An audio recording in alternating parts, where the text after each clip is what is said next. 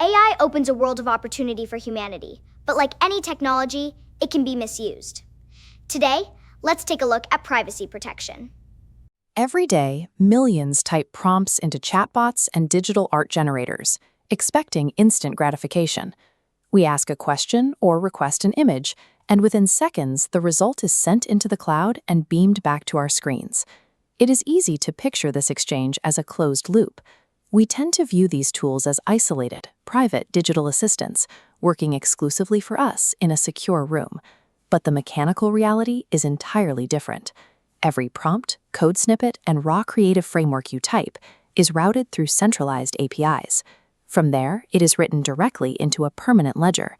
Because you are sharing massive computing capacity with millions of other users, your work sits on multi-tenant networks. Your specific intellectual property is processed right alongside everyone else's, creating immediate risks for cross-contamination and data exposure. That rapid response time comes at a steep price. By relying on cloud infrastructure, you are trading short-term convenience for a permanent, centralized record of your identity and your ideas. When confronted with this tracking, corporations consistently point to their terms of service. They highlight their privacy policies as an impenetrable shield built to keep your personal data secure. Read the fine print, however, and you will find a nearly universal loophole. Almost every major provider includes a blanket statement giving them permission to share your data for the investigation of criminal activity. Criminal activity sounds like a clear, objective standard. In reality, it is an incredibly broad and highly subjective net. The definition of a crime is not a fixed law of physics.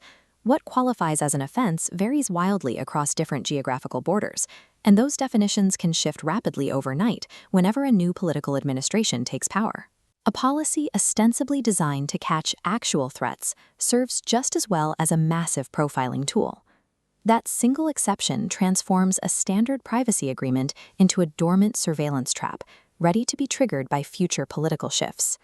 Societal norms and legal definitions are constantly in motion, but once a corporation captures your data, that cache sits there permanently, waiting for the laws to catch up. We have already seen the mechanics of this vulnerability play out during the recent boom in commercial genetic testing. Millions of consumers willingly mailed in their DNA to map out their family trees. They operated on a simple assumption: they were not criminals, so they had nothing to hide.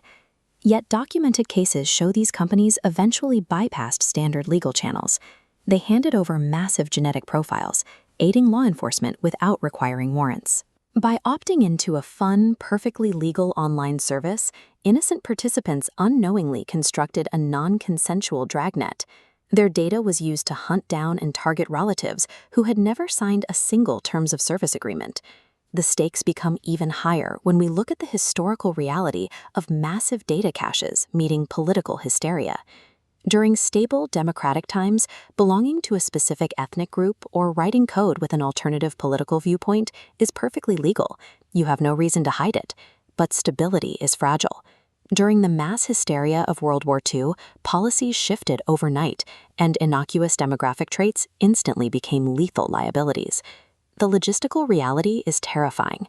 When a regime changes, agencies do not have to spend time gathering new data. They simply take control of the pre-existing profiles already compiled by corporate databases. Centralized data collection is never benign. By logging your habits, traits, and ideas in a permanent ledger, you are preloading a weapon for whoever comes into power next. Third-party corporations have a long, flawless track record of leaking personal client information. Feeding your raw thoughts and active code into their engines is a massive, unnecessary risk. Going forward, you have to treat centralized commercial APIs like a public loudspeaker. If you wouldn't shout your prompt into a crowded room, do not type it into a web-based AI. To protect yourself, you need an architectural strategy designed to systematically decrease your digital surface area. This approach is known as active stasis. The first step is cutting your dependency on the cloud. Instead of using web interfaces, you can download open-weight language models and run them entirely on your own personal silicon. This technical schematic illustrates exactly how to isolate your workflow. On the left, a standard cloud API pipeline constantly bleeds user metadata outward. On the right, we have a localized Python virtual environment, or .venv, acting as a secure, sandboxed container for your projects. By isolating your work inside this virtual environment, your local machine processes the data without ever pinging an external server. This structure completely severs your connection to corporate telemetry and historical tracking. True digital privacy will never be granted to you by a corporate terms of service.